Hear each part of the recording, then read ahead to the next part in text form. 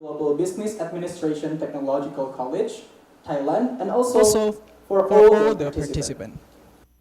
My name is Muhammad Sultan Albara from the Department of Logistic Engineering. Will be the host of today's visualization and of course guide you until the end of it.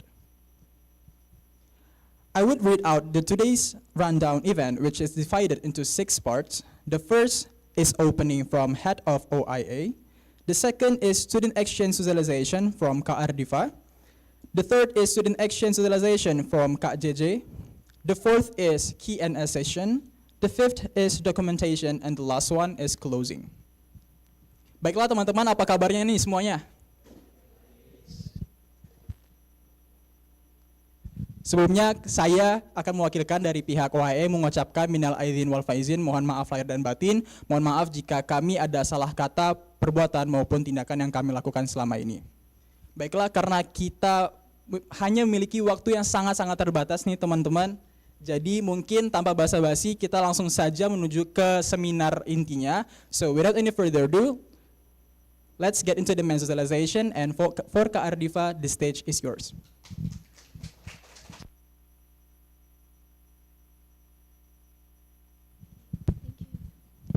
Hello everyone, selamat pagi. Terima kasih kepada Mem Nunung, Bu Shanas, kemudian OIA dan teman-teman panitia sekalian yang telah memberikan saya kesempatan yang besar pada hari ini untuk menyampaikan materi terkait student exchange.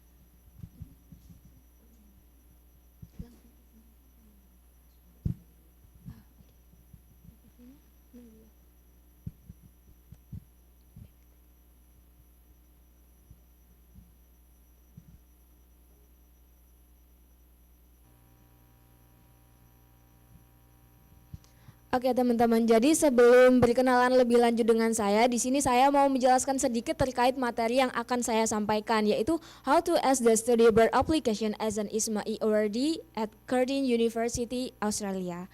Oke, bisa dilanjutkan?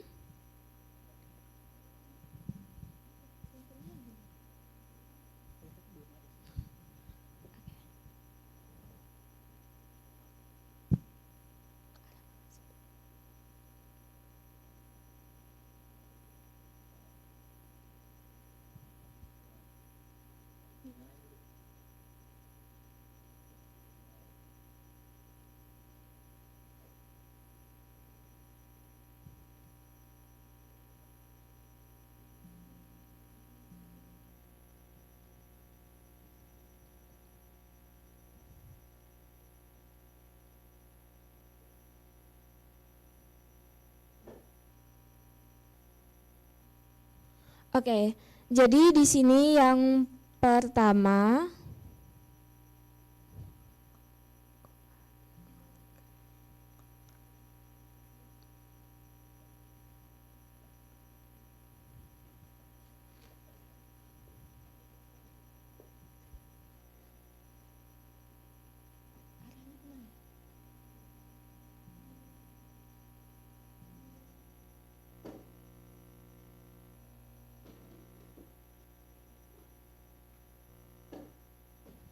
Oke, jadi sebelumnya izinkan saya memperkenalkan diri. Nama saya Ardifa Kamila Rahmadani dan sekarang saya ada di semester 8, semester terakhir di program studi informatika. Nah, kemudian di sini ada beberapa gambaran dari kegiatan saya saat studi abroad di Australia. Jadi yang foto pertama di ujung kanan atas itu adalah foto saya dan juga teman-teman awardee ISMA dari Curtin University.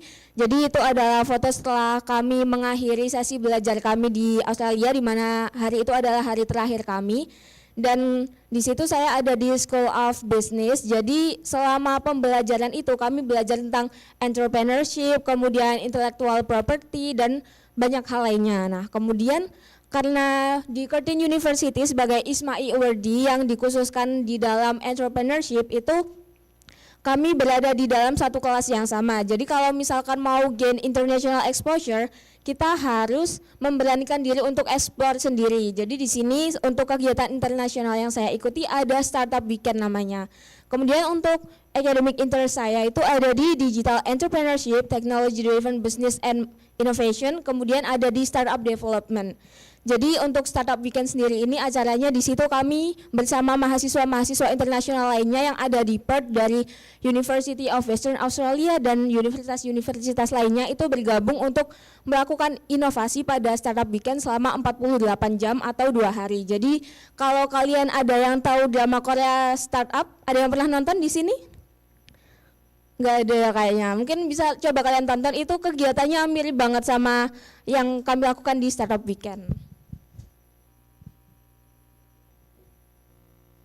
Nah, kemudian di sini ada beberapa video recap dari kegiatan saya. Yang pertama, di sini kegiatan di ISMA itu collaborate, create, and pitch. Kemudian di sini ada video tentang kegiatan gimana sih yang ada di Curtin University sebagai ISMA e-Awardee itu apa aja yang kita lakukan.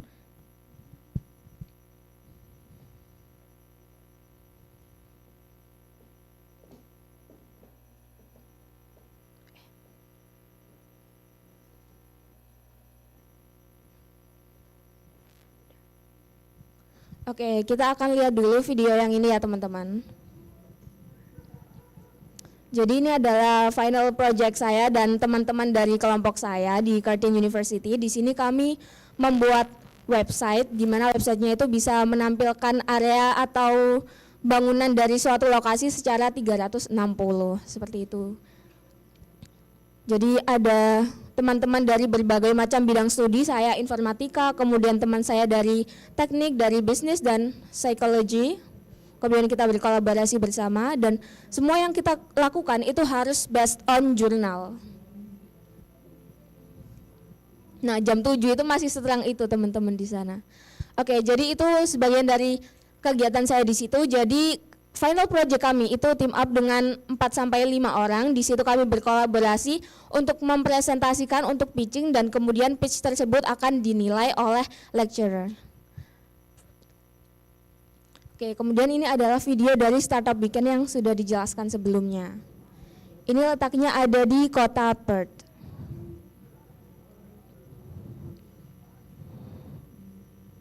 Nah, menariknya ada acara yang namanya pasar malam juga di Curtin ini. Jadi kalau homesick bisa datang aja ke acara pasar malam untuk menikmati hidangan Indonesia dan lain-lain sebagainya. Banyak hal tentang Asia di sana. Nah, kalau untuk makanan bisa diperhatikan baik-baik, kalau bisa jangan ambil yang daging ya teman-teman kalau lagi study abroad karena berbahaya. Nah, surprisingly teman kami itu ada yang dapat juara 2 dan juara 3 waktu di acara Startup Weekend. Oke, jadi itu adalah video-videonya. Jadi di dalam Startup Weekend itu ketika malam pertama di hari Jumat, itu teman-teman dari berbagai macam universitas itu bisa pitch their ideas. Dan salah satu teman saya dari Curtin University itu juga melakukan pitching, dia presentasi tentang bisnis logistik, kemudian dia jelaskan dan dia mendapatkan tim sejumlah 5 orang yang isinya Indonesia semua, dan kemudian pada saat itu dia itu mendapatkan posisi juara ketiga. Nah, pada acara Startup Weekend ini benar-benar banyak banget knowledge yang bisa kami dapatkan sebagai mahasiswa exchange internasional, dikarenakan ada mentor-mentor yang sangat baik. Jadi kalau kalian suatu hari nanti berkesempatan untuk mengikuti acara yang seperti ini, kalian nggak perlu ada yang ditakutin meskipun mungkin lawannya bakalan bisa lebih jago bahasa Inggris karena dari negara yang berbahasa bahasa Inggris, itu kalian udah nggak perlu ragu, pokoknya kalian beraniin diri aja dulu. Jadi semua itu worth it untuk dicoba, termasuk yang aku lakuin sama teman-teman aku. Jadi bahkan di sini tuh setelah mentornya menjelaskan ya, waktu itu menjelaskan kayak tentang dalam startup itu kalian harus gini. Ya, hal yang kalian tanyakan itu adalah ini. Jangan menanyakan B, C, D, tapi tanyakan D, E, F misalkan, seperti itu. Nah, kemudian menariknya lagi setelah kami mendapat mentoring session dari mentor-mentor yang ada di acara Startup Weekend, itu kami langsung menerapkannya. Nah, ini tuh cukup challenging ya, dikarenakan tiba-tiba di siang itu kami tuh disuruh berkeliling di kota Perth untuk mencari orang untuk di-interview. Nah, kalian bisa bayangkan kalau di luar negeri itu banyak terjadi hal-hal yang cukup mengerikan, termasuk rasisme dan lain sebagainya, karena salah satu temanku juga ada yang mendapatkan pengalaman tidak mengenakan ya waktu itu. Nah, kemudian ada saat dimana aku tuh ke suatu taman jalan-jalan, kemudian niatnya mau interview kan, tiba-tiba orangnya tuh kayak turis dari suatu negara, dia foto-foto, excuse me, can we have your time please, terus dia cuma kayak lihat-lihat gini doang. Terus kayak oke, aku sama temenku langsung ya udah pergi aja, tapi nggak apa-apa, it's a part of life dan part of a new journey, jadi kayak tetap lanjut aja, nggak usah takut kayak ya gimana nih kita nggak dapet orang untuk interview dong, karena nggak semua orang itu kayak gitu. Dan surprisingly kami tetap dapat banyak orang dengan background yang berbeda-beda yang mau di interview pada saat itu, dan kami kembali dengan hasil interview yang cukup banyak dan cukup baik. Oke, yang selanjutnya adalah what you need to know about studying abroad and how to keep your goals measurable. Jadi kalian jangan cuma tahu study abroad itu apa dan gimana, tapi kalian juga harus punya goals yang itu tuh kalian bisa ukur pencapaiannya itu seperti apa. Nah, di sini yang pertama ada stay motivated. Motivation doesn't always come easy. Ya, seperti yang kalian tahu, orang tuh kalau termotivasi biasanya cuma di awal-awal doang, terus lama-lama itu kayak lemas, lesu. Kalian gitu nggak? Ayo, gimana? Apakah kalian selalu termotivasi sepanjang waktu? Kan pasti ada, kalau awal-awal itu pasti semangatnya ada banget gitu kan. Nah, gimana caranya biar kalian tuh tetap selalu termotivasi? Di sini ada aku tuliskan, why do people with strong personal interest often reach their goals? Jadi, orang yang punya personal interest itu seringkali mereka itu bisa menggapai mimpi mereka. Nah, contoh sederhananya itu misalkan kalian K-popers, kalian K-drama lovers, Thai enthusiast, ataupun wibu dan otaku, mungkin biasanya orang-orang seperti ini tuh justru mereka bisa menggapai mimpi mereka dengan mudah. Karena apa? Itu adalah motivasi mereka. Itu yang bisa bikin mereka sampai ke tempat yang ingin mereka capai, seperti itu. Jadi kalau kalian lihat misalkan wibu dan otaku, mana sih yang nggak ngerti bahasa Jepang? Pasti seenggaknya bisa lah. Watashi no namanya arimasu, watashi wa Indonesia desu, yoroshiku onegaishimasu. Kan minimal pasti ada yang bisa kayak gitu kan. Dan kalau misalkan kalian nggak ada di dalam suatu fandom, misalkan Korea atau negara-negara lainnya, belum tentu kalian mengenali bahasa tersebut. Dan kalau kalian cuma sekedar main Duolingo, aku yakin kalian pasti bakalan cepat lupa, karena Duolingo itu konsepnya lebih ke menghafalkan verbnya. Pasti kalau 1-2 hari kalian udah lepas, 1 minggu 1 bulan kalian udah nggak akan tahu lagi kalau ditanyain.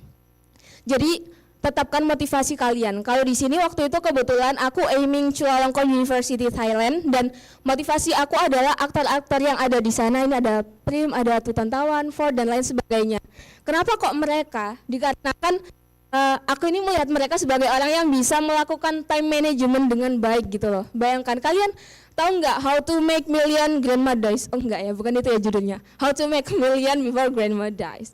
Nah, ini pemeran utama perempuannya dia itu ada di medical school di Chulalongkorn University, dan dia termasuk mahasiswa yang sangat aktif, tapi dia juga tetap berperan aktif di dunia perfilman dan lain sebagainya. Nah, justru aku termotivasi dong, kayak dia aja yang sesibuk itu bisa berprestasi, bisa tetap mengutamakan pendidikan. Jadi aku semangat nih, apalagi ini namanya Apuin, dia tuh kelahiran 2003. IELTS-nya 8,5, terus SAT-nya 700 plus. Gimana nggak makin termotivasi gitu kan? Jadi itulah yang kalian bisa coba cari sebelum kalian menemukan negara itu. Cari dulu apa sih yang membuat kalian punya interest ke suatu negara atau ke suatu universitas yang ada di negara itu. Kemudian yang selanjutnya adalah to stay organized. Nah, kalian semisalkan punya mimpi itu jangan lupa di plan, ditulis dulu satu-satu, boleh dalam notes, boleh di G-Docs, boleh di Google Sheets. Kalau aku ini bikin preparation aku untuk ISMA kemarin itu di Notion, karena aku orangnya visioner, jadi aku harus melihat sesuatu itu dengan warna, dengan gambar, biar aku bisa lebih mudah memahami, mengerti, dan lebih semangat.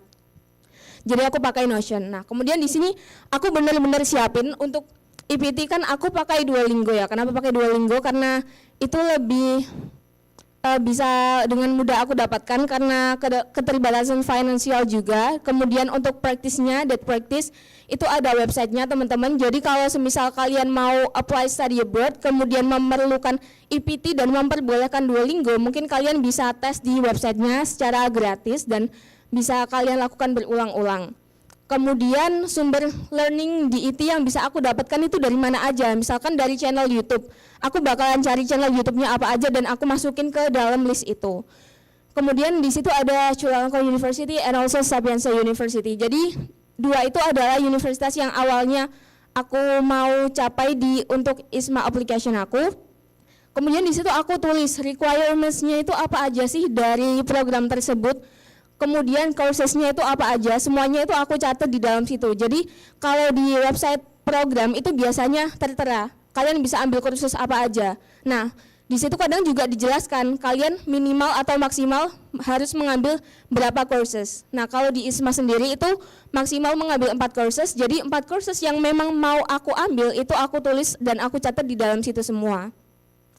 Kemudian yang selanjutnya ini ada tentang universitasnya itu apa aja. Kemudian di situ juga ada CV and publications. Jadi karena kadang itu kalau di study abroad application kalian harus mencantumkan CV dan juga pencapaian apa yang udah kalian dapatkan selama perkuliahan. Kalau untuk aku sendiri setiap pencapaian aku kalau ada yang baru itu aku taruh di situ. Jadi semuanya aku masukkan. Jadi kalau waktu pendaftaran aku tuh nggak bakal kayak apa ya pencapaianku selama ini, ada nggak ya. Aku kalau udah dapat A langsung aku taruh di situ. Jadi nanti kalau semisal aku harus mendaftar, aku bisa lihat di sini apa yang sesuai yang bisa aku masukkan. Kemudian draft essay ini juga ada aku catat di sini. Kemudian untuk yang betul-betul draftnya itu aku catat di Google Docs agar lebih mudah diakses oleh lebih banyak orang, dan juga kalau aku butuh bantuan dari orang lain nanti bisa langsung aku kirimkan linknya lewat Gdocs itu. Kemudian ada courses itu kurang lebih sama, cuman itu lebih ke keseluruhan kursesnya itu ada apa aja. Kemudian yang selanjutnya yang terpenting itu adalah mock-up interview. Biasanya orang-orang itu kurang mementingkan mock-up interview. Karena apa? Karena mereka itu di awal biasanya pesimis kayak, kan aku nggak tahu aku bakalan lolos ke tahap interview atau enggak. Jadi aku persiapkannya nanti aja sebelum interview. Kalau misalkan sudah lolos seleksi berkas dan memang sudah mau interview. Nah, tapi sebenarnya itu akan salah dan menghambat proses kalian untuk maju. Kenapa kok bisa menghambat proses kalian untuk maju? Karena mock-up interview ini sangat penting, mengingat kalau jarak antara seleksi berkas dan juga interview itu sangat cepat. Dan kalau kalian tahu, ada yang mau nebak gak kira-kira di ISMA kemarin itu jarak pengumuman seleksi berkas sama interview itu berapa lama? 1 hari, 2 hari, 1 minggu? Salah guys, nggak nyampe 24 jam.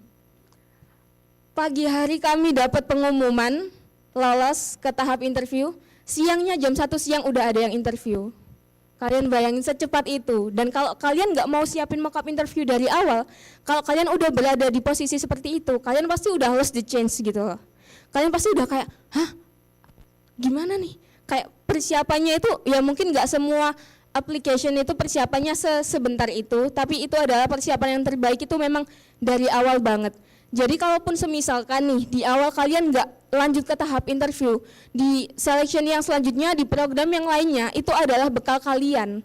Jadi kalian bisa selangkah lebih maju, selangkah lebih di depan. Jadi nggak apa-apa, persiapkan semuanya seawal mungkin. Kemudian yang selanjutnya adalah to stay connected. Kalian itu kalau ada apa-apa jangan dibawa sendiri, jangan dikerjain sendiri. Kalian itu butuh teman berdiskusi, kalian itu butuh orang untuk ada di samping kalian untuk menemani proses kalian. Find a mutual to survive together. Kalau di sini aku pakai X. Awalnya aku pakai X itu cuman untuk nge-repost informasi tentang ISMA, tentang ISE, atau untuk follow akun penting tentang ISMA itu sendiri kan. Nah, lama-lama aku juga update perjalanan aku biar aku itu dapat teman. Ternyata hal itu benar-benar berhasil di aku. Jadi dengan adanya X ini sangat membantu aku dapat teman-teman yang sama-sama ISMA fighter. Jadi dari situ aku berteman sama mereka dan aku bikin grup sama mereka. Kami sharing progres kami sampai mana dan kami mau kemana aja. Jadi bisa lebih terarah gitu loh. Sementara kalau misalkan kalian sendirian ini, biasanya tuh kalian kayak, aku harus apa ya, aku mau mulai dari mana ya. Tapi dengan adanya teman, itu kalian bisa jadi lebih jelas gitu loh planningnya. Oh dia mulainya dari ini, berarti aku juga bisa nih mulai dari hal yang sama. Seperti itu contohnya. Kemudian yang selanjutnya adalah reach out to alumni for guidance, ask for help nicely and be polite. Kalau di sini aku menggunakan LinkedIn, itu caranya adalah dengan mencari background mereka, misalkan mereka adalah ex-ISMA awardee ataupun LPDP awardee, di situ aku connect dengan mereka. Kemudian kalau ada beberapa dari mereka udah accept connection aku, kemudian dan aku butuh bantuan dalam mengerjakan esai, misalkan aku butuh proofreader, itu aku tanyakan mereka melalui DM. Jadi aku perkenalkan diri aku terlebih dahulu, kemudian setelah aku memperkenalkan diri, aku sampaikan maksud dan tujuan aku. Nah, dan make sure kalau kalian itu benar-benar tahu background orang yang kalian ajak bicara. Siapa sih dia itu, jangan sampai kalian salah gitu loh. Kayak aku pernah sih soalnya ya teman-teman, dia LPDP awardee tapi aku chatnya berhubung kakak adalah ISMA awardee, seperti itu. Jadi jangan sampai kayak gitu ya. Itu karena aku pada waktu yang bersamaan itu ngechat ISMA awardee dan juga LPDP awardee. Jadi ada sesuatu kesalahan seperti itu. Dan yang terakhir adalah don't sleep on Telegram. Ada yang pakai Telegram di sini? Bisa angkat tangan? Wah, masih dikit ya yang pakai Telegram. Kalian kalau bisa install Telegram dan pakai itu di tempat yang penting-penting. Kalau contohnya aku kemarin itu untuk ISMA, aku bergabung dengan komunitas dan juga grup ISMA yang ada di Telegram, ada banyak. Jadi kalau kalian belum pakai Telegram, di situ ada pencarian, kalian bisa klik apa yang kalian butuhkan. Soalnya kalau misalkan YSEALI, Aminef dan lain sebagainya dan LPDP itu juga ada di Telegram dan kalian bisa dapatkan informasi lebih cepat dan juga kalian kalau mau tanya jawab sama orang itu orang-orang akan cepat ngejawabnya kalau di Telegram karena mereka itu benar-benar berminat gitu loh kebanyakan yang di situ. Dan sebagai contoh kalau di Telegram itu penyimpanannya itu lebih bagus dan lebih terstruktur daripada menggunakan WhatsApp. Jadi kalau misalkan kalian nanti nih bisa coba, mungkin ada yang mau lanjut S2 dengan beasiswa LPDP mungkin ya, kalian bisa coba tuh cari LPDP di Telegram. Kalian pasti bakalan ketemu dan nanti itu dokumen yang ada itu terstruktur banget dan semuanya itu udah ada di situ. Jadi kalian bisa tinggal pilih aja yang sesuai kebutuhan. Kalau kalian ada yang nggak dipahami dari apa yang sudah dituturkan di dokumen-dokumen yang ada, itu baru kalian bisa tanyakan ke grup komunalnya.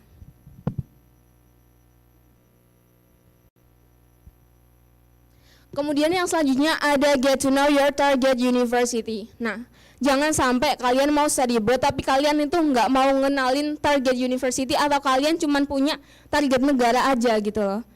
This is studying abroad, not vacation. Jadi cek official university website mereka. Kemudian kalau semisal kalian pengen stay up to date with their events, itu cek their social media accounts karena di situ bakalan banyak updated information dan biasanya ada event-event yang bisa diikuti mahasiswa internasional.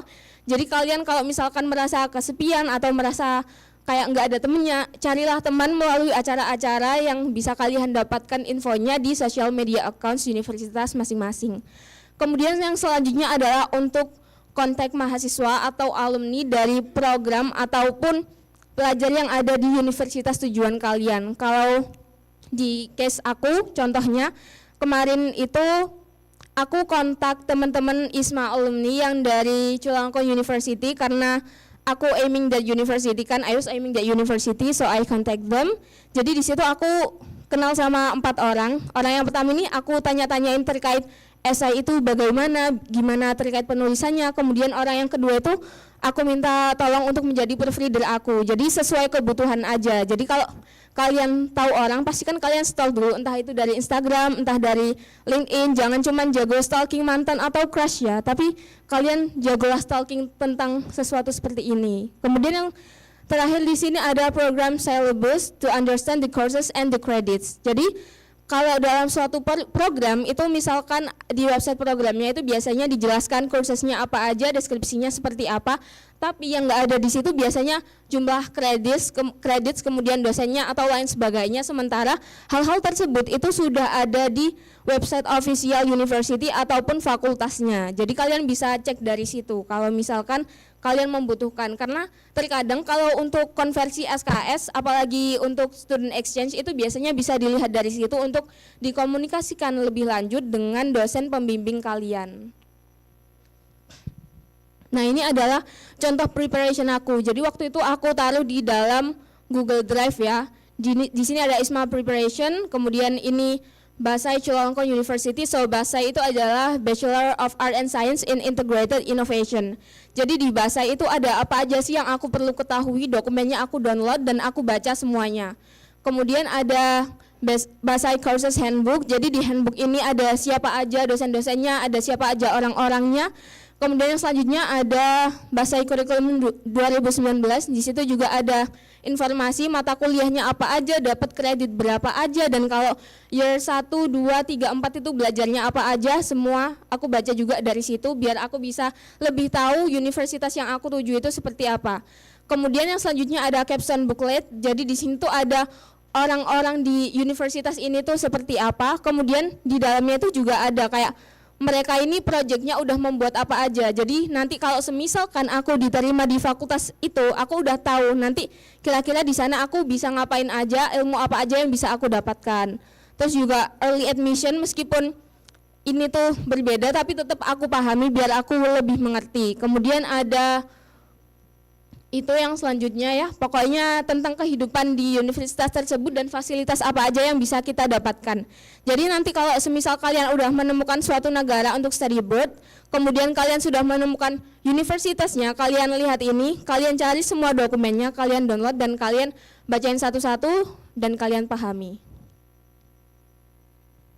Nah, ini adalah salah satu contoh kursus dari Bachelor of Arts and Science in Integrated Innovation atau Basai Chulalongkorn University. Jadi di sini ada general kursesnya, ada 3 credits, kemudian ada turunannya itu apa aja, seperti itu. Ini contohnya dan nomor matkulnya itu berapa. Jadi ini yang bisa kalian pahami. Nah, dapatnya dari mana? Dari official websitenya. Kalau di Chula itu dari official website universitas akan mengarah ke website fakultas.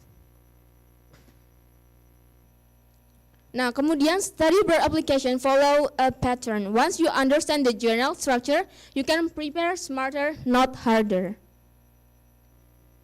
What do they want us to prepare? Apa sih yang mereka pengen kita buat siapin itu? Apapun programnya, step untuk pendaftarannya itu biasanya mirip-mirip dan akan selalu begitu kebanyakan. Most application include, yang pertama tentu saja English Proficiency Test yang sudah saya jelaskan sebelumnya. Di sini biasanya minta TOEFL, TOEIC atau DET seperti yang saya pakai dan masih banyak IPT lainnya. Kemudian essay or motivation letter. Jadi essay atau motivation letter ini tergantung programnya, tapi biasanya tipe penulisannya masih mirip-mirip, cuman mungkin structure atau question yang mereka minta itu berbeda-beda. Kemudian yang selanjutnya ada interview seperti yang sudah dijelaskan sebelumnya, kemudian supporting documents, ada transkrip, CV dan lain sebagainya. Jadi kalian harus prepare semua itu dan biasanya mereka minta untuk diterjemahkan ke bahasa Inggris dengan penerjemah tersumpah dan itu biasanya berbayar, tapi jangan takut karena berbayarnya itu masih di bawah 500.000 dan kalian bisa dapatkan dengan mudah, kalian bisa cari informasinya secara online.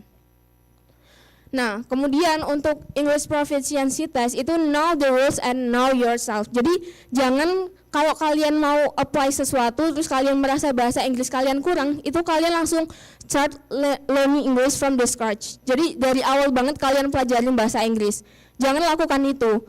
Ketahui weak areas kalian itu di mana. Misalkan tentang grammar, pronunciation atau speaking kalian kurang. Nah, itulah yang paling pertama harus kalian atasi. Kemudian yang selanjutnya apa? Kalian itu pahami format dari tesnya dan tipe pertanyaannya. Karena di setiap English Proficiency Test itu bentuk pertanyaannya itu berbeda-beda, tapi outputnya itu tetap aja mirip, CEFR level dan lain sebagainya.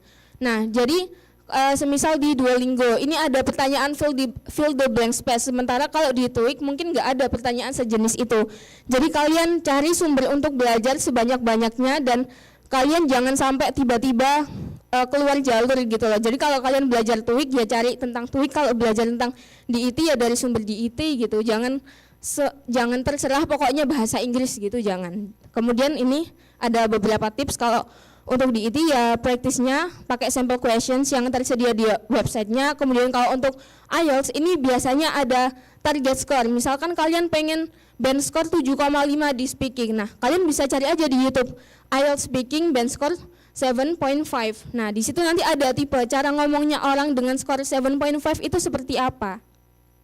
Apakah kalian sudah ada di band tersebut kalau kalian belajar, atau semisalkan ada di band 5 nih. Kira-kira orang-orang dengan skor 5 itu mereka cara berbicaranya seperti apa. Jadi kalian bisa kenali diri kalian, speakingnya kemampuannya sampai mana itu lewat situ. Kemudian practice with a purpose, karena dengan adanya tujuan tersebut kalian bisa lebih nge-track apa yang kalian dapatkan nantinya sebagai output. Kemudian yang selanjutnya ada esai, ini bisa kalian baca ya. Jadi pakailah metode penulisan yang tepat yang menunjukkan kelebihan atau keunggulan kalian. Jadi kalian nggak perlu ngikutin nih kayak, oh dia pakai STAR method, aku juga harus pakai STAR ya. Berarti kalau untuk penulisan seperti ini, atau dia pakai SMART method, berarti aku juga harus pakai SMART method untuk ini. Kalian sebenarnya bisa juga nggak mengikuti STAR, SMART atau metode-metode penulisan lainnya. Kalian bisa pakai metode penulisan kalian sendiri, bahkan asalkan yang kalian tuliskan itu sudah memuat apa aja yang diminta sama scholarship ataupun application yang kalian daftarkan. Kemudian jangan lupa memakai tools seperti Grammarly dan tools-tools lainnya. Ini sangat berguna banget ketika kalian ada kesalahan grammar atau penulisan yang kurang tepat, nanti bisa diatasi dengan tools semacam itu. Kemudian carilah mentor dan punya proofreader, karena itu akan sangat membantu kalian, dan itu adalah salah satu contoh dari proofreader aku, yang mana dia itu menilai esai aku berdasarkan Google dokumen yang aku kirimkan, dan dia memberikan suggestion seperti yang tertera itu. Kemudian jangan cuman nyeritain set story aja kalau kalian itu sedang menuliskan suatu esai, karena ada banyak hal yang bisa dieksplor, meskipun terkadang hal-hal seperti ini tuh ya memang bisa menarik simpati dari penyelenggara, tapi kan kalau semisalkan kalian punya sesuatu di diri kalian yang lebih menarik, yang lebih membanggakan, taruh aja itu. Dan jangan pernah takut untuk menuliskan kegagalan kalian di suatu esai, karena karakter development kalian itu seringkali dibentuk dari suatu kegagalan. Jadi nggak apa-apa kalau ada kegagalan, tulis aja. Nah, yang selanjutnya adalah apa yang kalian dapatkan setelah kalian mengalami suatu kegagalan tersebut. Kemudian di sini ada interview. Calm yourself and be confident. Jadi jangan sampai di hari H interview itu kalian nervous dan kalian itu kayak bingung banget gitu, dan kalian nggak bisa tenang dan kalian nggak bisa pede. Jangan sampai kalian nggak bisa melakukan itu di hari H interview. Jadi prepare sebelum waktu interview itu datang. Know your essay well. Kalau kalian bisa hafalin aja. Tapi sebenarnya menghafal esai itu bukan poin utama ya, tapi kalian tetap harus mengetahui esai kalian dengan baik. Kemudian keep eye contact and be kind, even if the interviewer turns off their camera. Jadi di pengalaman aku waktu interview kemarin, interviewernya itu off kamera. Nah, jadi di situ aku agak bingung, aku harus seneng atau sedih karena off cam. Kayak kalau off cam itu kan poin plusnya, kita nggak tahu ekspresinya dia apakah gini-gini atau gimana. Jadi kan kayak kalau misalkan kita dikasih ekspresi kayak gitu, kita bisa ngedown kan. Tapi kalau misalkan kita nggak tahu ekspresinya gimana, kita jadi nggak tahu kita harus menggunakan gaya komunikasi seperti apa. Apakah dia tua atau muda, apakah dia seperti apa. Kita hanya menilai dari suara, karena beliau tidak memperkenalkan ya kalau aku waktu itu. Jadi aku tahu kalau interviewerku perempuan hanya dari suaranya aja. Kemudian yang selanjutnya adalah prepare a strong closing statement. Even nggak diminta, persiapkan closing statement. Kalau kalian nggak tahu closing statement seperti apa, itu biasanya contoh kalimat yang akan ditanyakan sama interviewer adalah, is there anything you want to say? Jangan bilang, no it's enough, thank you so much for your time. Jangan bilang seperti itu. Kalau kalian dikasih waktu untuk menyampaikan sesuatu, sampaikanlah kenapa kalian harus diterima di program tersebut dan kenapa kalian cocok dan apa impact yang akan kalian buat ketika kalian diterima. Nah, jadi di situ nanti akan menjadi poin plus kalian. Kalau kalian cuman thank you aja kayak, oh ya udah, ini anak cuman gitu doang emang maunya, nggak ada mau lebih kayak gitu nanti. Jadi jangan nervous juga dan jangan overthinking. Jadi kalau bisa itu 10 menit atau bahkan 30 menit sebelum interview, kalian itu udah tenang, kalian udah di depan laptop, kalian udah siapin senyum, dan kalian udah nggak ada deg-degan lagi. Kemudian yang terakhir adalah practice with mock interviews. Jadi kalian coba tanya jawab sama diri kalian sendiri sebanyak-banyaknya. Okay, I think that's all for my presentation and good luck for your exchange application. Kalau ada yang mau connect LinkedIn bisa scan barcode-nya atau just write my full name Arlifa Kamila Rahmadani, atau kalau kalian butuh bantuan bisa email aku di arlifaaf@gmail.com, ataupun kalau mau lihat kehidupan di Australia mungkin bisa stalking IG Arlifa, kalau mau mutualan juga boleh. Mungkin itu aja dari aku. Thank you so much for listening. Alright, thank you Kak Ardifa for the beneficial information. But before that, kita akan mengambil dokumentasi bersama Kak Ardifa terlebih dahulu. Jadi untuk para partisipan,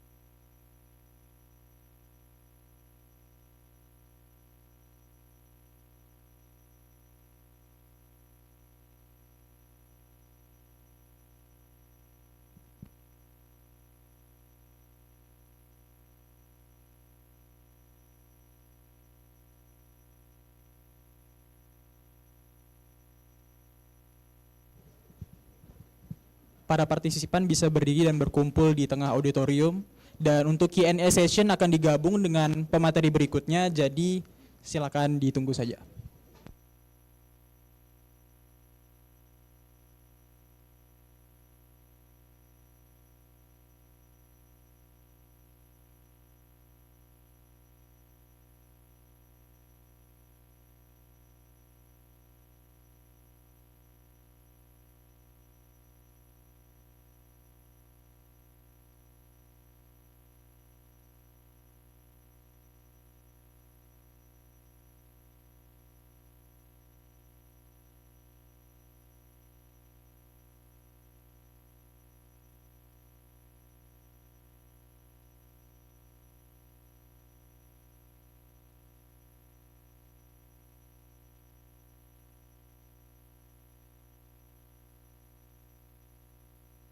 Oke, yang pertama formal dulu ya teman-teman.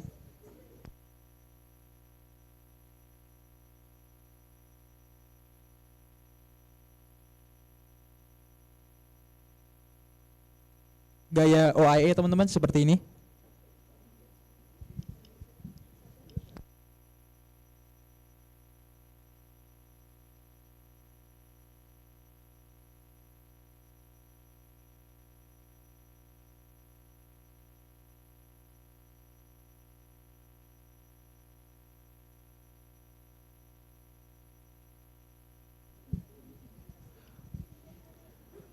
Baiklah, ada revisi teman-teman. Untuk Q&A session bisa langsung dilakukan saat ini juga bersama Kak Ardifa. Jadi silakan jika ada pertanyaan boleh angkat tangan dan sebutkan nama dan dari prodi apa.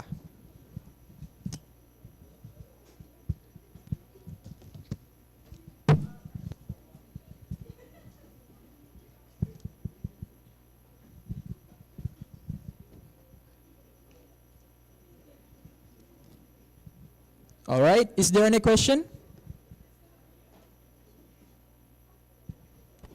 Question.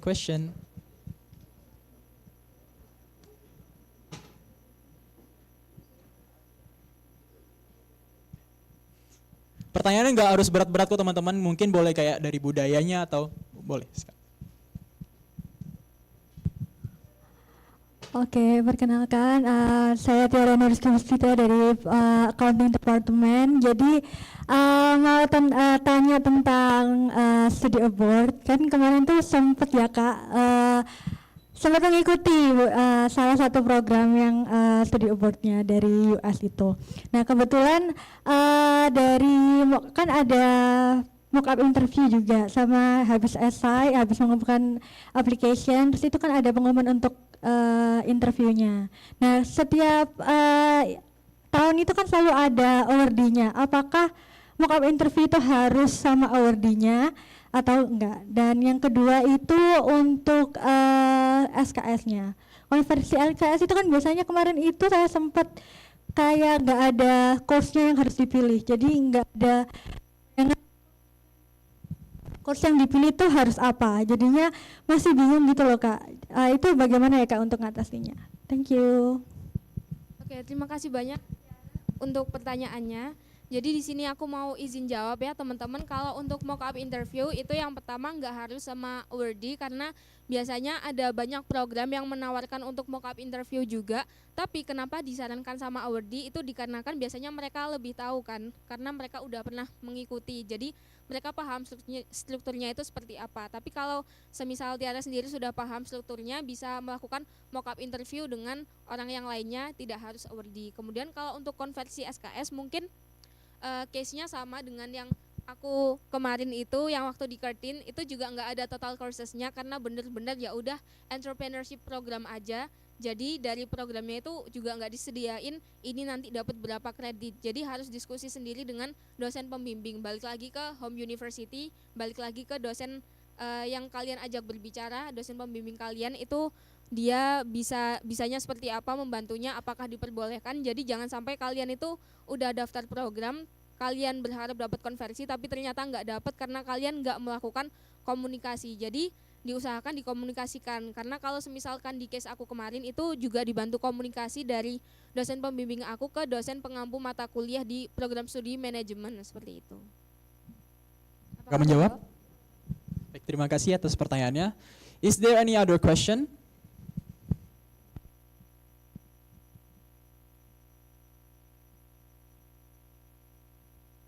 Ringan-ringan juga nggak apa-apa kok teman-teman. Nggak harus tentang programnya, mungkin kayak tentang pengalaman Kak Ardifa sendiri itu di luar bagaimana, cara penyesuaian dirinya bagaimana atau lain sebagainya.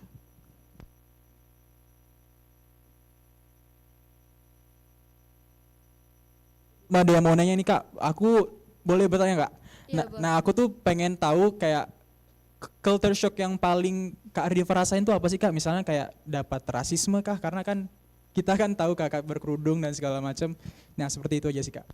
Oke, makasih. Pertanyaannya menarik banget. Jadi kalau tentang sesuatu hal yang rasis itu justru malah nggak terkait hijab kalau aku di sana, tapi aksen guys. Nggak tahu ya kenapa orang di situ tuh julid banget kalau tentang aksen. Soalnya pernah waktu itu tiba-tiba di stasiun itu aku pulang malam banget sama temanku dan itu cukup larut ya di atas jam 10. Tiba-tiba ada orang nanya suatu lokasi tapi dia tuh ngomongnya nggak jelas. Terus dijawab sama temanku, sorry I don't get it, what did you say? Dia bilang, nah. Terus dia tiba-tiba pergi aja gitu. Jadi kita kayak, hah apaan? Kayak random banget gitu loh orang-orang. Terus kalau terkait culture shock itu ada kalau di kebetulan Isma Ikertin itu satu-satunya Isma yang tinggal sama host family. Jadi tinggalnya itu nggak di dorm atau di apartemen karena nggak dapet dorm. Udah penuh gitu. Jadi di situ yang paling shock itu kalau di Australia ada tulisan mandi maksimal 5 menit. Kebayang gak sih kalian muslim mandi 5 menit itu kayak gimana, apalagi kalau lagi red day itu pasti kayak harus buru-buru banget gitu. Jadi harus benar-benar waktunya itu di manage dengan baik, apalagi di situ itu ada water restriction, jadi nggak boleh menggunakan air dengan banyak, sementara kalau muslim itu harus sholat 5 waktu dan wudhunya itu 5 kali kan dalam sehari. Jadi itu kadang airnya kayak kecil-kecil, udah gitu wudhunya itu di di sink gitu kan, jadi kayak ya udah kakinya diangkat-angkat gitu. Karena nggak ada tempat memang untuk wudhunya, jadi mungkin itu sih kalau culture shock-nya di aku. Oke, baik, terima kasih Kak Ardifa. Oke, is there any other question? Oke, untuk mungkin untuk sesi Kak Ardifa belum ada. So, tepuk tangan sekali lagi buat Kak Ardifa atas pemaparan materi yang sangat bermanfaat. So we're gonna do the next rundown, which is student action socialization dari Kak JJ yang akan dilaksanakan secara daring karena Kak JJ berhalangan untuk hadir pada sosialisasi pagi hari ini. Terima kasih Kak.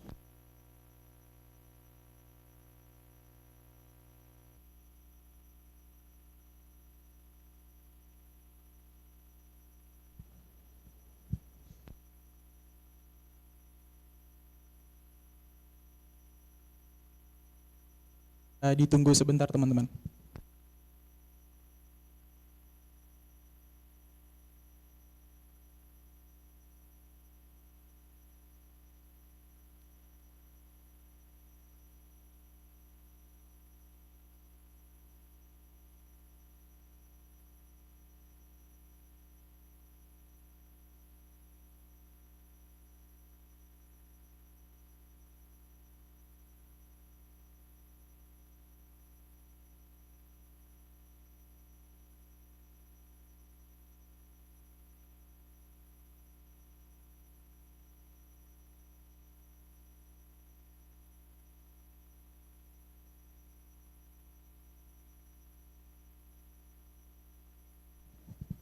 Oh ya, for your information aja, Kak JJ itu adalah mahasiswa UISI, sekarang lagi magang di Thailand, semester berapa? 8.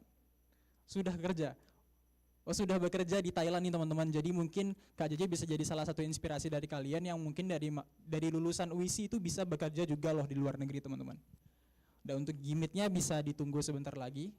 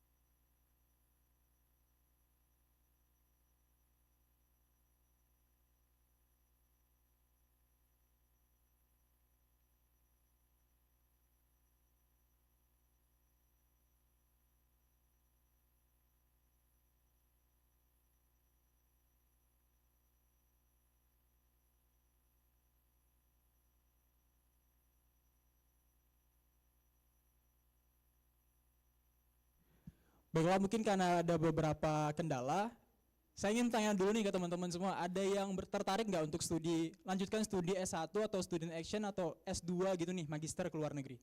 Bisa angkat tangan? Mas saya di belakang? Serius? Serius? Kalau boleh tahu nih mau ke negara mana aja nih Mas? Mas ngomong aja santai. Kita chilling aja, nggak ada siapa-siapa kok. Negara tujuannya Mas? Kemana Mas? Turki. Wish, Timur Tengah banget nih teman-teman. Kalau di sebelah sini ada yang tertarik nggak untuk luar negeri?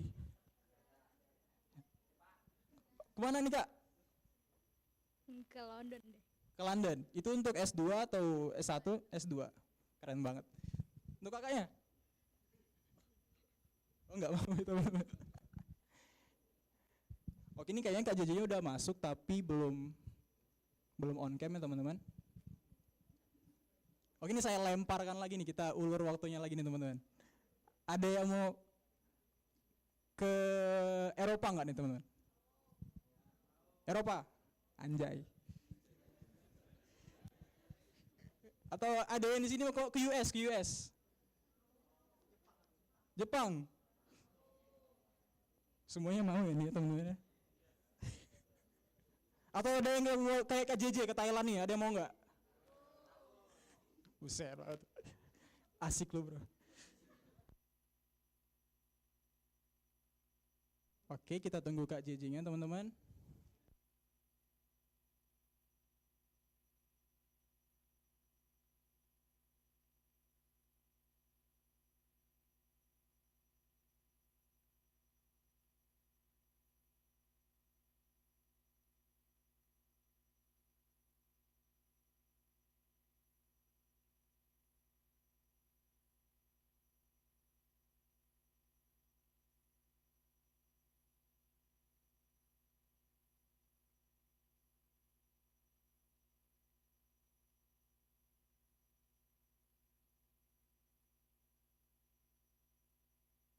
Dari menunggu, mungkin kalian yang gabut-gabut nih bisa research tentang kayak TGBC Thailand itu apa, terus kayak culture di Thailand itu yang berbeda dengan Indonesia itu apa aja. Jadi nanti pas Q&A session bisa langsung tanya ke Kak JJ, karena mohon partisipasinya untuk tanya ke Kak JJ karena opportunity seperti ini itu tidak kita dapatkan sesering itu, dan ya tidak sesering itu sih teman-teman. Jadi bisa dimanfaatkan lebih baik lagi.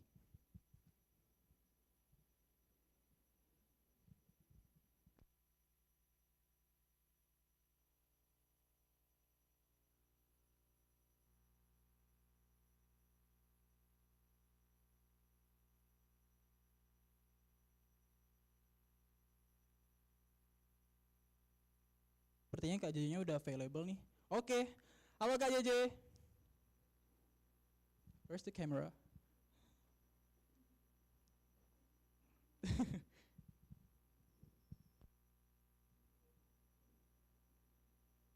Cek.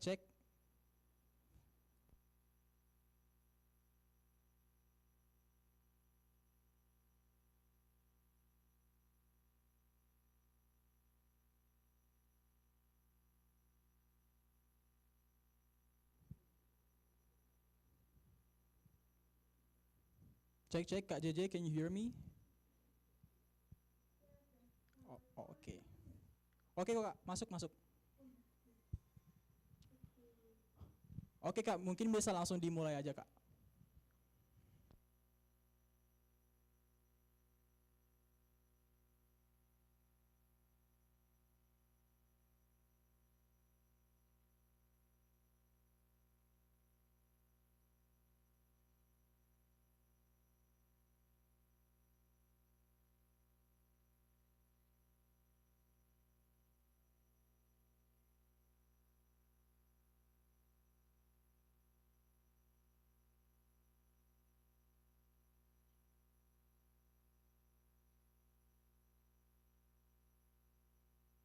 Dari DKV Angkatan 6, WISI SI 10 deh aku kalau nggak salah. Terus aku dulu adalah delegasi exchange student ke TGBC yang ini hitungannya exchange mandiri. Jadi kalau mungkin sama punya Kak Ardiva a little bit different gitu, karena untuk pendanaannya dari aku semua, jadi mungkin ini lebih mudah juga ya. Mungkin dari kalian ada yang punya privilege, uangnya banyak, bisa juga join program kayak aku. Sorry ya guys, aku agak nervous sedikit. Soalnya aku udah lama nggak speak Indo gini. Jadi guys, waktu itu dulu tahun 2023, aku ikut exchange ke TGBC, dan aku ikut program itu exchange sama intern gitu, waktu di TGBC dulu. Sekarang, habis lulus, aku balik lagi guys, ditarik kerja lagi ke TGBC. Jadi, aku sekarang di Thailand, makanya aku nggak bisa datang nih langsung ke UISI. Oke. Nah, ini dulu sedikit foto waktu aku ikut exchange. Jadi aku dulu exchange itu gimana ya, waktu Bu Shanas kemarin reach out aku tuh aku agak bingung guys. Apakah aku bisa ya nge-share pengalamanku, soalnya alasannya itu sebenarnya konyol gitu guys. Jadi aku kenapa ya kok pilih exchange gitu. Aku dulu nggak ada rencana serius.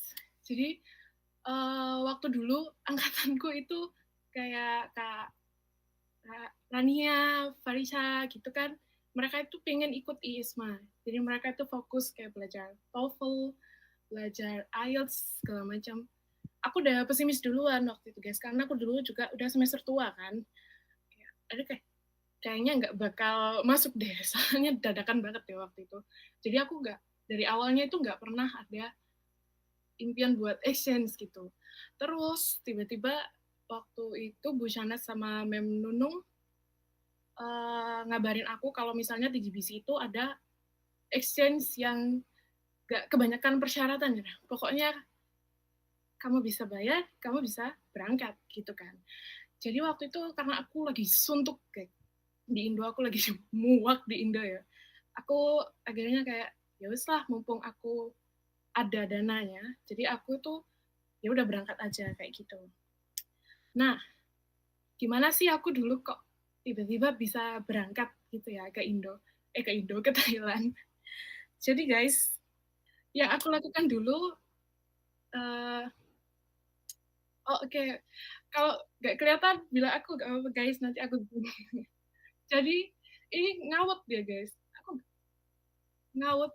Sorry ya kalau ada bahasa Jawa-Jawanya. Jadi guys, dulu aku itu ikut exchange itu cuma modal nekat, modal Busanas sama modal gunung sebenarnya.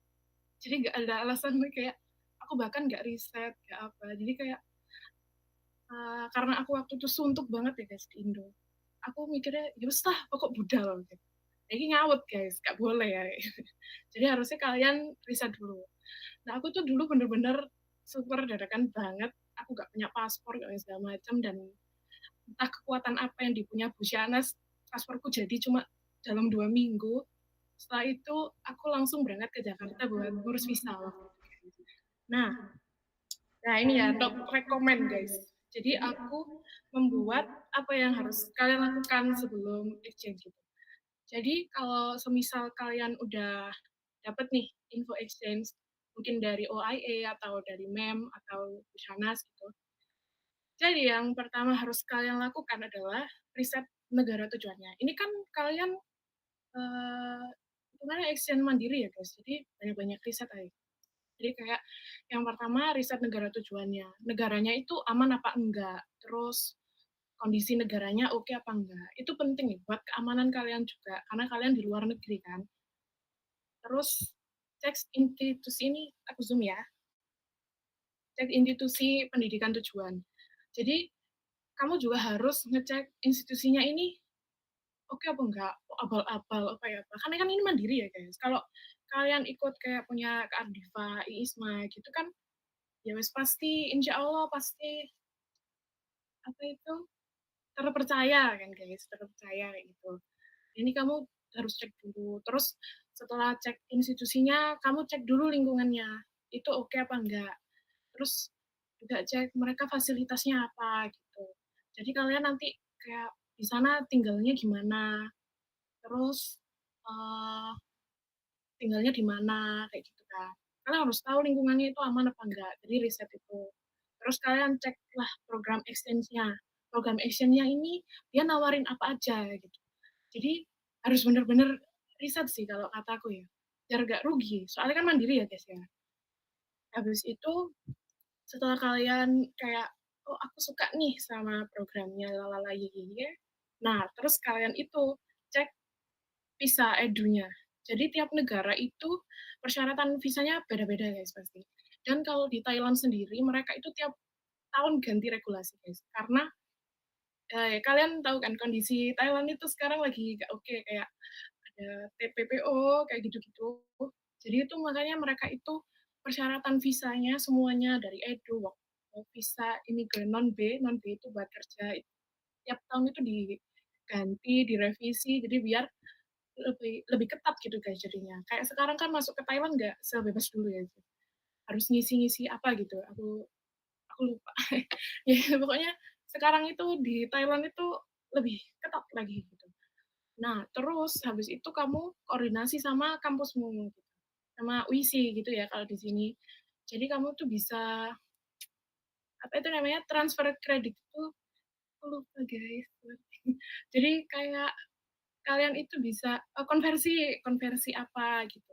Rugi guys kalau kalian exchange tapi nggak konversi itu rugi banget. Soalnya kan biasanya exchange itu waktunya itu lebih dari 2 bulan ya harus biasanya 2 bulanan lah. Kalau exchange yang kayak aku kemarin itu kemarin 7 bulan guys.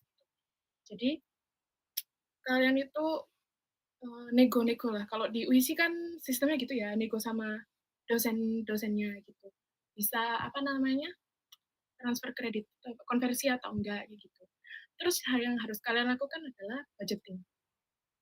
Jadi dari budgeting uh, daya visa, dormitory dan segala macam itu kalian harus notalin berapa.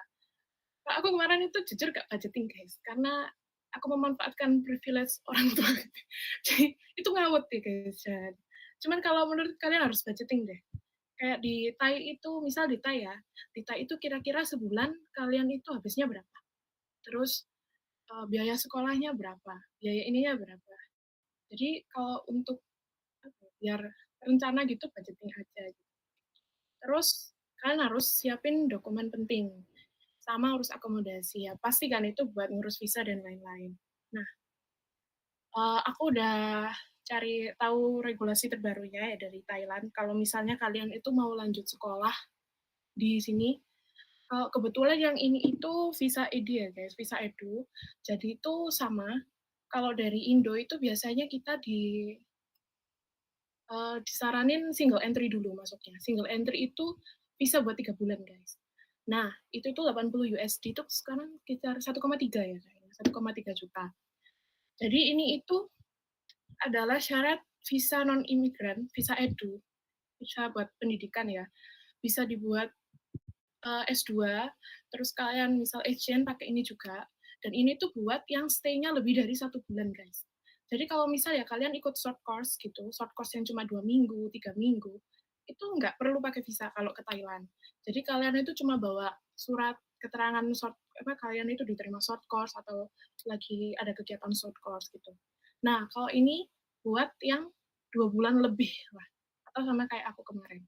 Jadi buat pertama itu aku udah pisahin ya. Jadi dokumen yang kalian siapin sama yang kalian terima dari institusi pendidikannya.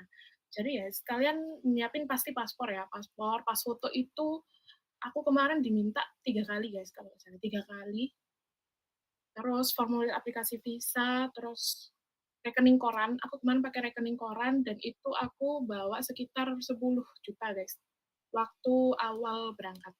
Terus sama surat keterangan dari univ kalian. Jadi kalau kalian dari UISI ya dari UISI. Nah, terus dari dokumen dari institusi yang kalian tuju, itu kalian cuma butuh surat penerimaan. Nah, kalau misalnya case-nya institusi pendidikan kalian itu swasta, ini biar kalian nggak bolak-balik ya waktu bikin visa. Soalnya kedutaan Thai itu yang di Jakarta, kita kan soalnya bikinnya harus di Jakarta guys. Jadi kedutaan Thailand ini kebetulan cuma ada di Jakarta, nggak ada di Surabaya gitu buat ngurus visa ini. biar kalian nggak bolak-balik. Kalau misalnya kalian itu univnya atau college-nya swasta, kayak TGBC kan swasta ya guys. Jadi kalian itu juga perlu identitas pejabat tertinggi. Jadi dari pemilik yayasan sama direktur, terus harus nyiapin peta lokasi sekolah sama dokumen institusi. Nah, dokumen institusi ini yang ngeluarin ya cuma institusi tujuan gitu. Jadi kalian mintanya ke sekolahnya kayak gitu. Nah, ini biayanya 80 USD buat 3 bulan, 1,3 juta. Terus misal kalian kayak aku kan stay-nya 7 bulan ya. Jadi setelah 3 bulan, itu nanti perpanjang lagi di Thailand perpanjangnya itu sebanyak 1.900 baht. Mungkin sekitar 1 juta ya, 900 sampai 1 jutaan gitu. 900-an lah, 900-an gitu. Nah, untuk persyaratan lebih lengkap itu kalian bisa lihat di webnya Embasi Jakarta. Nah, sekarang itu guys, ngisi visa ke Thailand itu kita bisa ngisi formnya itu online. Jadi waktu ke Jakartanya kalian itu kayak tinggal ambil gitu loh guys. Tinggal ambil visa tinggal naruh paspor sama kayak gitu itu jadi lebih gampang. Jadi kayak nggak perlu antri lama-lama karena sebelumnya itu mungkin karena yang ke Thailand itu banyak banget. Jadi biasanya kalau jam segini itu ya, sekarang jam berapa? Jadi kayak jam segini itu udah antrinya tuh sampai keluar-keluar embasi gitu guys. Makanya sama kedutaan sekarang itu sistemnya dibuat isinya online kayak gitu. Nah, terus sebelum kalian berangkat ya guys ke luar negeri, mau itu intern, exchange atau apapun itu, aku tuh saranin kalian harus benar-benar cari tahu ya, apalagi kalau misal kalian itu berangkatnya sendiri. Kalau aku kan dulu ya percaya-percaya aja soalnya yang rekomen kan dari Bu Shana sama Memnunung langsung gitu kan ya. Nah, kalau misal kalian mandiri, nyari-nyari sendiri kayak gitu, kalian itu benar-benar harus riset, guys. Jangan sampai kalian itu kayak sekarang kan ngerinya kan banyak TPPO kayak gitu-gitu kan, guys. Jadi dijanjiinnya apa, ternyata dibawanya apa. Jadi kalian itu benar-benar harus riset kayak yang aku tadi bilang, dari riset negaranya, terus tempat institusinya. Entah misal kalian mau magang ke luar negeri, kan dulu juga ada teman-temanku di UIC dari prodi lain itu juga magang di Malaysia segala macam.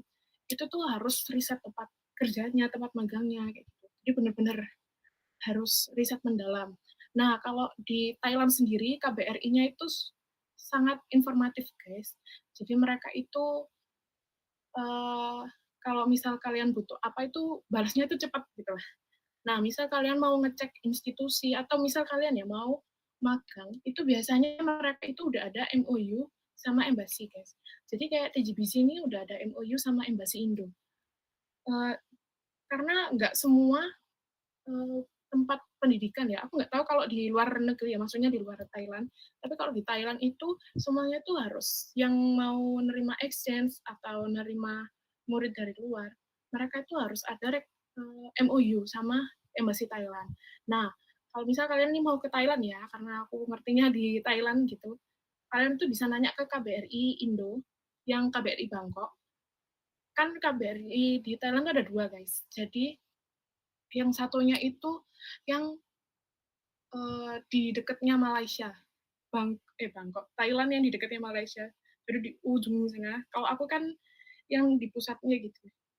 Gitu deh pokoknya. Jadi ada 2. Kalian mencetnya di KBRI yang Bangkok aja. Biasanya soalnya yang banyak kayak program exchange dan kawan-kawan lain-lainnya itu di sini, yang di Bangkok gitu. Nah, itu mereka tuh ngecatnya cepet kok guys. Jadi kalian bisa ngecek institusi, jadi biar aman lah ya kalian selama di Thai kayak gitu.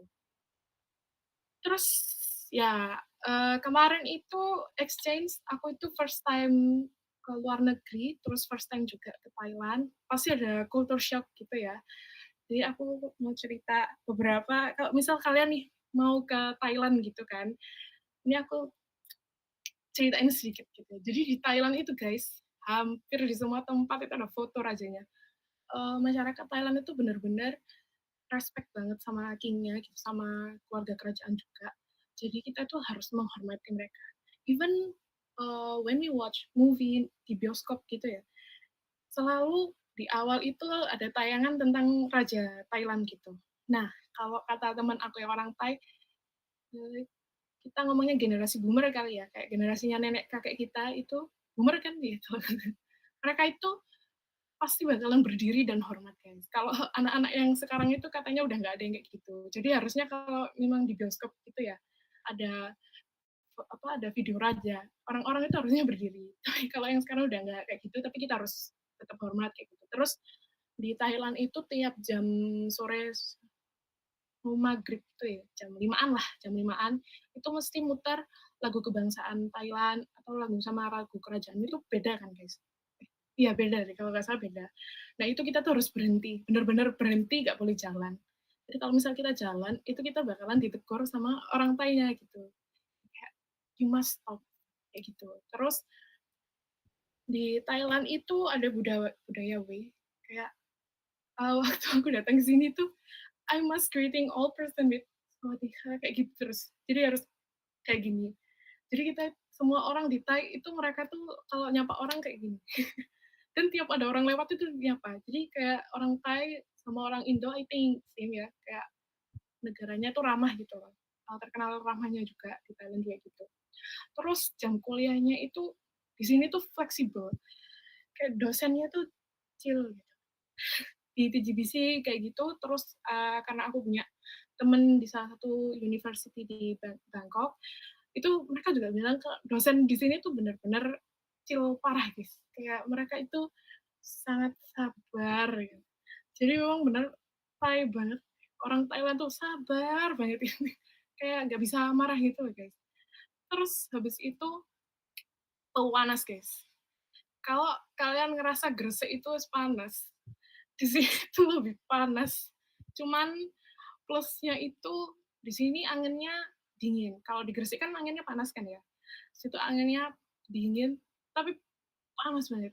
Jadi biasanya kalau misal kita lagi di kerumunan gitu ya, di kerumunan atau di jalan-jalan, kita lihat orang pakai payung itu biasanya foreigner guys. Jadi kalau orang Thainya itu udah kebal gitu ya, mereka mau panas-panas itu udah kebal.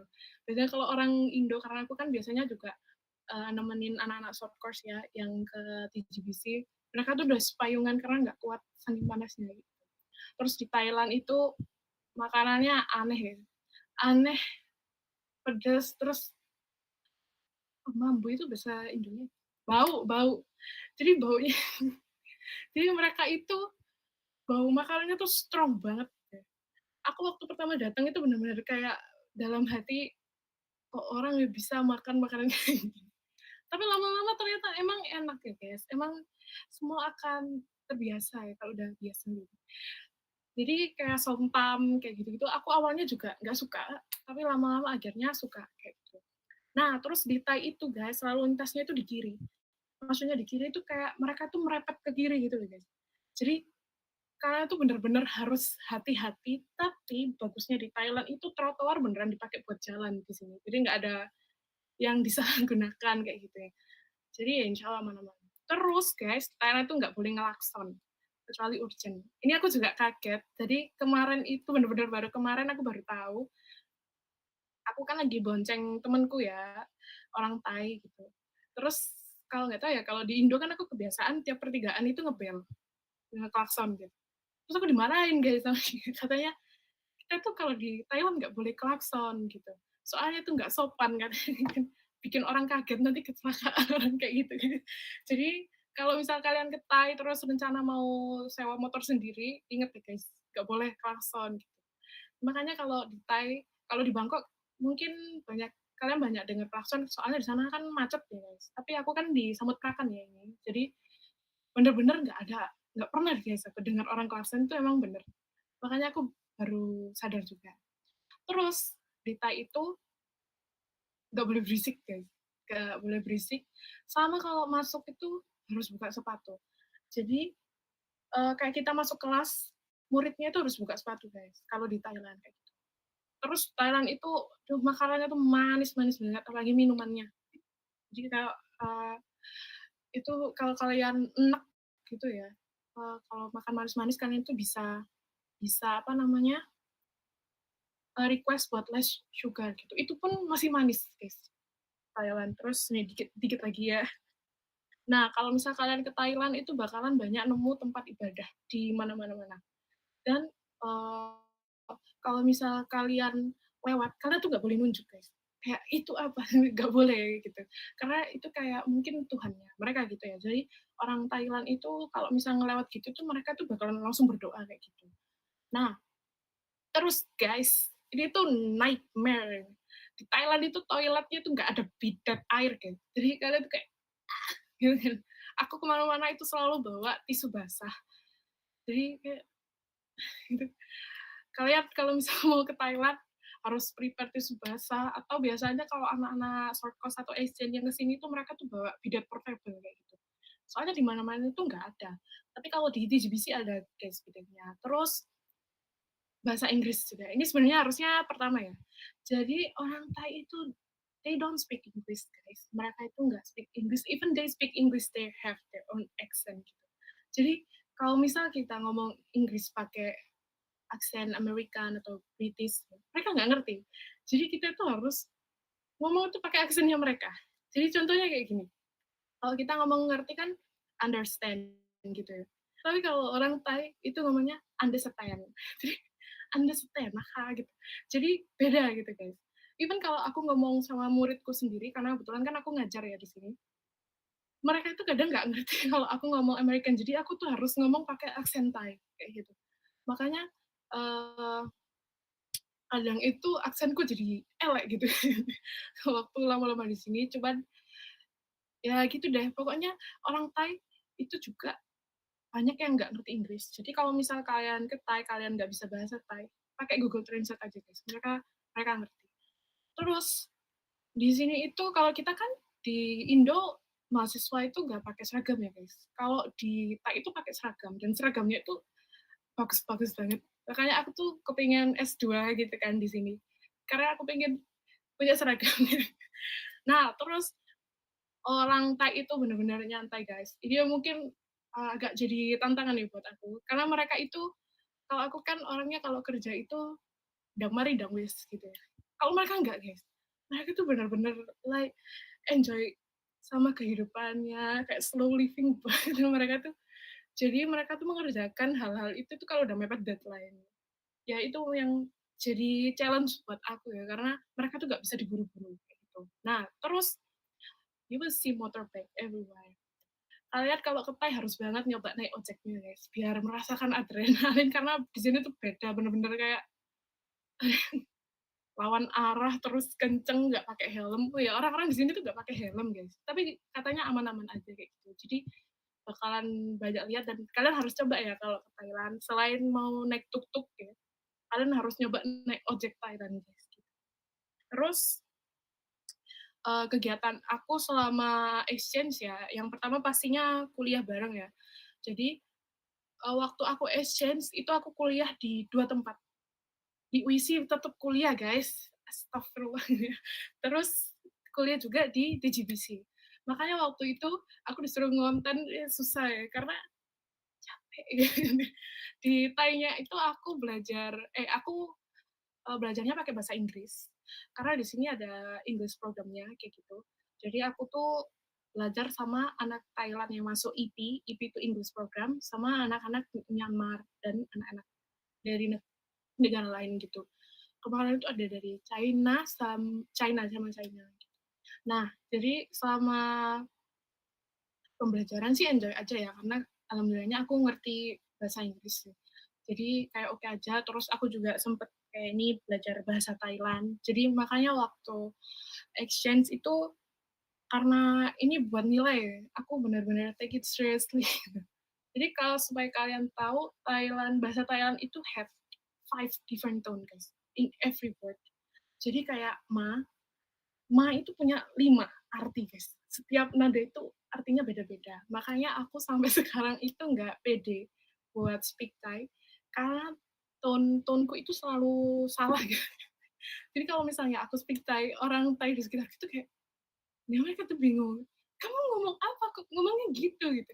Karena beda arti kadang itu uh, artinya jelek gitu guys. Jadi ngomong kasar gitu. Makanya bener-bener belajar bahasa Thai itu saya susah itu ya guys. Dan mereka itu punya sekitar 47 huruf dan itu belum salah. Salah itu kayak vokal ya, kayak a, i, u, e, o-nya gitu loh guys, kayak gitu. Dan itu udah, wah banyak banget. Jadi emang belajar bahasa Thai itu melelahkan, melelahkan sekali gitu. Jadi aku tetap harus belajar di GBC juga aku belajar waktu itu matkul baru guys. Aku belajar akuntansi, kayak literally aku anak di kafe tapi ambil lintas jurusan ya, karena di TGBC itu sebenarnya kampus yang belajar bisnis kayak gitu loh guys.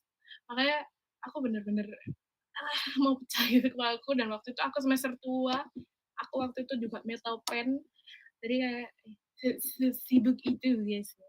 Nah ini tuh kelas-kelasku tuh sebenarnya banyak guys, tapi yang ada di HP-ku itu kebanyakan cuma kelas masak gitu. Jadi di TGBC itu kemarin kita dapat kelas masak tiap hari Senin, aku inget banget. Dan yang aku dokumentasi ini tuh cuma itu totalnya. Karena aku suka makan-makan gitu ya. Jadi dari budayanya sendiri kebanyakan budaya yang aku pelajari adalah budaya kuliner ya. Kuliner termasuk budaya gitu kan. Jadi kayak gitu. Terus aku juga jalan-jalan ya explore Thailand. Aku tuh kemarin udah dari ujung ke ujung gitu guys. Jadi main sama teman-temanku juga ngelihat fan meet aktor Thai karena aku kebetulan suka sama aktor-aktor Thailand gitu. Terus ke Pattaya, ke Pattaya dan lain-lain gitu. Ke Ayutthaya, ini aku ke Nong Nuch kayak gitu. Jadi kemarin aku juga jalan-jalan, jadi selain belajar, aku jalan-jalan, habis itu aku juga coba-coba budaya di Thai. Jadi ada acara di Thai itu negara yang semuanya tuh dirayakan guys. Jadi kalau misalnya kalian mau coba sekolah di sini itu benar-benar kerasa banyak liburnya karena semuanya dirayakan di sini. Jadi aku kemarin juga belajar budayanya, belajar nari, pakai baju adatnya juga. Habis itu aku juga ikut event sama anak-anak di Thai-nya. Aku gabung sama anak-anak Thailandnya, gabung sama anak-anak Myanmar kayak gitu di sini. Karena kan kebanyakan Thailand sama Myanmar ya. Di situ aku juga bangun networking juga di sini. Makanya aku bisa balik lagi kerja ke sini gitu. Nah, ini aku belum ganti fotonya, lupa. Jadi ini adalah plot twist guys, karena aku berangkat ke Thailand itu benar-benar iseng ya, bisa dihitungnya iseng. Tapi ternyata aku berakhir stay di sini. Nah, jadi menurutku untuk manfaat ikut exchange ya ini guys, bisa buka wawasan kalian gitu secara internasional, upgrade English dan segala macam yang aku tulis di sini. Dan di luar ini pun masih banyak juga manfaat buat kalian. Terus karena aku di sana juga intern ya, di sini juga intern. Jadi ya bisa buat nilai plus gitu guys, buat portofolio kalian. Jadi ini fotoku di profil guruku guys di Thailand gitu. Nah,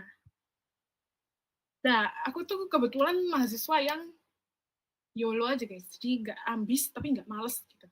Jadi ini tips bertahan hidup ya buat kalian dari aku untuk mahasiswa yang nggak punya tujuan hidup. Karena aku juga nggak punya tujuan hidup guys. Nah, jadi guys, aku dulu waktu berangkat ke Thai itu bener-bener nekat. Jadi aku cuma mikir, ya udah nih ada kesempatan, aku ada dana, ya kenapa nggak berangkat kayak gitu. Dicoba aja dulu guys, kayak cari suasana baru kayak gitu. Terus kalau kalian ke luar negeri ya, sangat penting kalian itu punya dana guys. Jadi meskipun kayak Cardiva kan full funded ya kalau nggak salah kan, dia juga dapat uang saku kan ya kalau nggak salah ya. Itu pun dia kayaknya juga harus nyiapin duit deh buat dirinya sendiri ya. Aku yakin dia juga nyiapin dana buat dirinya gitu. Apalagi kalau kalian mandiri gitu. Terus kalau misal kalian keluar negeri, kalau kataku keluar aja sih guys. Soalnya di sini lebih enak ya menurut aku ya pribadi. Terus uang itu emang penting tapi mindset lebih mahal. Mindset apa? Mindset kalian buat kayak homesick ya. Biasanya anak-anak yang merantau itu homesick. Kayak kalau kalian parah, kan harus belajar lah buat adaptasi kayak gitu. Terus jangan berani iseng guys. Terus kayak nekat aja guys. Karena hidup cuma sekali. Kayak apa kamu cuma di zona nyaman itu ya, kamu gitu-gitu toh gitu. Makanya nekat aja iseng. Siapa tahu jadi takdirmu. Kayak aku sekarang kan aku juga kepikiran guys bisa kerja di Thai kayak gitu dengan gaji yang oke sebagai lulusan sarjana. Makanya kayak kalian harus nekat, iseng, kalau punya privilege itu manfaatkan sebaik mungkin guys, mumpung ada privilege kayak gitu. Terus jangan takut mulai dari nol ya. Mungkin kalian, aku nggak berani kak, exchange nggak bisa bahasa Inggris, lalala. Kalian itu bagian terbiasa guys. Karena sebelumnya aku bisa Inggris tapi aku nggak bisa ngomong. Karena aku nggak ada teman buat ngomong. Tapi setelah aku exchange, Inggrisku itu benar-benar improve kayak gitu. Jadi gak usah takut lah guys. Nekat lah guys pokoknya. Terus tetap ibadah sama rajin berdoa. Ini mungkin tantangan ya buat kalian yang stay di luar kayak aku ya. Ini tantangan gue juga. Ya. Terus uang guys, uang itu penting ya. This is capitalism era gitu. Jadi uang itu segalanya. Tetap harus siapin dana pokoknya maksudnya. Nah, mungkin itu sih dari aku, kurang lebihnya mohon maaf ya guys, karena ini first time juga aku speak. Nah, aku nervous juga. Oke, thank you so much kesempatannya buat teman-teman UIAOIC.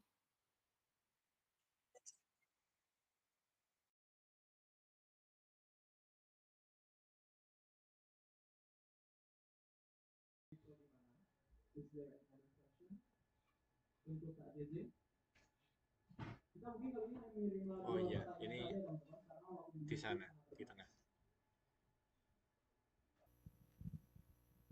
Oke, silakan.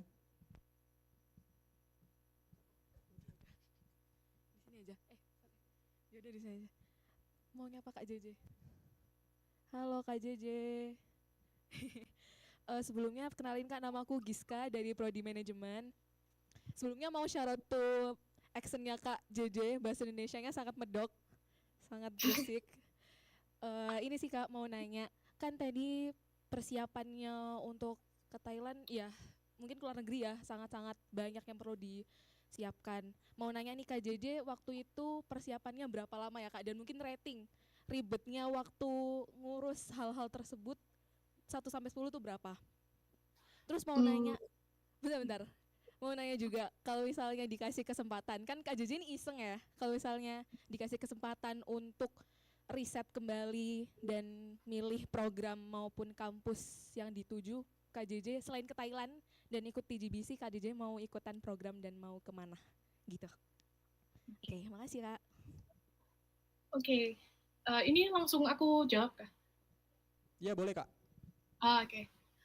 Jadi untuk rating 1 dari 10-nya 8 sih, mungkin 8-9. Karena sebenarnya prepare di Gresiknya itu aku terima beres guys. Semua diuruskan dengan tangan ajaib Bu Syanas gitu. Jadi bener-bener aku ngurus paspor itu cuma tinggal ngirim dokumen gini gitu. Terus pasporku jadi, yang ribetnya itu waktu aku di Jakarta gitu. Karena alhamdulillah juga aku punya privilege lagi karena tanteku tinggal di Jakarta ya, jadi aku nggak perlu biaya hotel dan lain-lain gitu. Aku tuh balik sampai 3 kali ya waktu itu, kalau nggak salah ya Bu Janas. 3 kali apa 4 kali gitu guys, ke embassy, karena mereka itu benar-benar, kalau misal kita ada salah ya guys, maksudnya salah kurang dokumen, mereka tuh nyampainya satu-satu gitu loh guys. Jadi hari ini kurangnya apa, besok kurangnya apa, terus besoknya ternyata embassy-nya libur kayak gitu. Jadi aku bolak-balik, makanya tadi aku kasih tahu kalian ya, waktu kemarin aku ngurusin visa itu butuhnya apa aja biar kalian nggak bolak-balik gitu. Kalau misalnya kalian mau ke Thailand kayak gitu ya. Nah, cuman kan sekarang bisa ngisi online tuh, jadinya lebih enak. Terus kalau mau riset lagi selain ke TGBC, aku tuh kayak aku tadi ya guys, yang aku bilang, aku nggak terlalu apa namanya ambis mau keluar sebenarnya. Jadi waktu itu aku tuh cuman asbun kalau nggak saya ke Memnu. Memang aku pengen keluar deh, suntuk soalnya gitu. Soalnya sama orang tua aku tuh, karena aku curhat ya guys, aku suntuk banget di Indo. Ya orang tua aku tuh kayak nyiapin dana buat aku kalau misal aku pengen exchange keluar, tapi aku kan nggak ngerti kan, karena aku udah pesimis isma atau ngapa-ngapain, dan tiba-tiba beberapa hari kemudian itu Mem sama Bu Shanas itu ngasih tahu aku kalau ada program. Jadi aku langsung kayak, iya wes lah, gas aja. Cuman aku dulu tuh pengen banget ke Korea gitu. Karena aku K-popers ya. Yes, aku pengen ke Korea. Ada salah satu kampus yang pengen banget aku kunjungi karena mereka punya matkul yang relate sama DKV. Matkul animasi gitu. Cuman waktu itu karena deviceku itu nggak mumpuni gitu ya. Makanya aku nggak terlalu kayak nggak terlalu ambis gimana gitu. Karena aku mahasiswa yang apa ya, mengikuti Tuhan mau mengarahkan kemana aja sih. Aku tuh sangat sesantai itu gitu. Jadi nggak pernah kayak mau ambis kemana-kemana gitu. Ngikutin aja alurnya kayak gitu sih. Jadi mungkin meskipun udah riset, aku tetap ke TGBC sih kayaknya kemarin itu. Aku sebenarnya kemarin riset dikit-dikit ya, karena ditanya orang tua aku kan, itu kampus apa, gini. Jadi akhirnya aku riset kayak gitu. Jadi aku tetap mau ke TGBC. Mungkin kalau di Thai sendiri aku pengen banget S2 di Chula. Kalau kalian tahu Chulalongkorn itu tuh top one university in Thai gitu. Cuman aku nggak ngerti ya, di Thai itu matkul yang relate sama DKV itu sedikit gitu. Apalagi buat program magister gitu. Makanya kayak aku masih cari-cari lagi sih kayak yang oke di mana, karena untuk saat ini aku lagi sangat nyaman di Thai, jadi aku nggak pengen kemana-mana dulu kayak gitu. Dan aku nggak bisa kemana-mana karena aku terikat work permit juga, jadi gitu sih mungkin. Jadi untuk ribet-ribetnya kalau ke Thailand itu menurutku masih gampang lah guys. Kalau mungkin kayak ke Aussie, kayak ke Adiva itu deh yang susah kayaknya, yang agak sulit. Oke, dah. Oke, apakah menjawab? Oke, thank you Kak JJ. Oke, one last question. Ada yang ingin bertanya?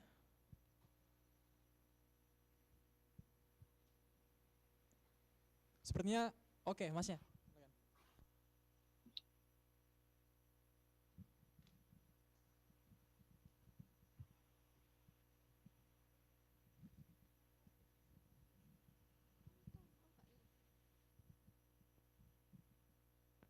Baik, sebelumnya Kak JJ, perkenalkan saya Zubi dari Prodi Manajemen. Mau nanya nih Kak, Kakak kan di Thailand awalnya kan pasti mengalami masa adaptasi ya kan? Nah, pertanyaan saya itu kayak masa adaptasi yang gimana sih Kak, yang kayak kelihatan nggak mungkin, tapi ternyata tuh ada dan berat banget gitu Kak. Udah, sekian, terima kasih dari saya. Oke, langsung aku jawab ya. Iya. Sebenarnya kalau misal adaptasi bisa enggaknya itu kan tergantung masing-masing ya guys. Jadi maksudku kayak mungkin di satu orang ini susah, di orang lain itu enggak. Gitu. Dan kebetulan aku orangnya yang gampang adaptasi karena aku udah merantau gitu ya. Meskipun deket ya, Malang, Gresik. Aku BTW orang Malang gitu. Makanya medok banget ya Jawanya. Gitu. Nah, jadi aku waktu ke Thai yang kira ada konyol guys, tapi jangan ketawain ya. Aku tuh dulu mikir aku tidak akan bisa hidup tanpa bakso Malang. Jadi nggak bisa hidup tanpa gacoan, Indomie dan lain-lain. Dulu kan waktu aku exchange kan produk-produk Indo belum masuk ya ke Thai. Jadi aku tuh waktu awal adaptasinya lebih ke makanan sih guys. Aku lebih pusing ke makanan.